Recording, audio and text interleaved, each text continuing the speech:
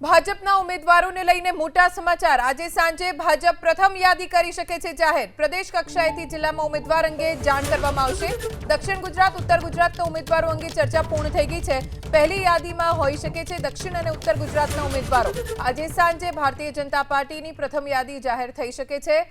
ધ્વનિ ખાસ કરીને જે બેઠકો ઉપર સર્વસંમતિ સધાઈ હશે, ઉત્તર ગુજરાત ઝોનની વાત હોય કે દક્ષિણ ગુજરાત ઝોનની વાત હોય, અત્યારે હાલ કચ્છ અને સૌરાષ્ટ્ર ઝોનના કેટલાક જિલ્લાઓની ચર્ચા વિચારણા ચાલી રહી છે। આજે પણ મોડી રાત સુધી બેઠકનો દોર ચાલે તેવી શક્યતા છે, પરંતુ જેમાં સર્વસંમતિ છે, જેમાં કોઈ ખાસ વિરોધ થાય એવો નથી એવું પ્રથમ લિસ્ટ જે છે જેની ચર્ચા થઈ ચૂકી છે તેની આજ સાંજ સુધીમાં આવી શકે છે અને જિલ્લા સંગઠનને તેની જાણ કરવામાં આવશે અને જિલ્લા કક્ષાએથી પણ જે ઉમેદવાર હશે તેને સત્તાવાર જાણ કરવામાં આવશે અને ત્યારબાદ ઉમેદવારી પત્રની આગળની કાર્યવાહી કરશે। ટીમ નક્કી કરી દેવામાં આવેલી છે ઉમેદવારી પત્ર ભરવાના સંદર્ભમાં સંગઠન કક્ષાએ।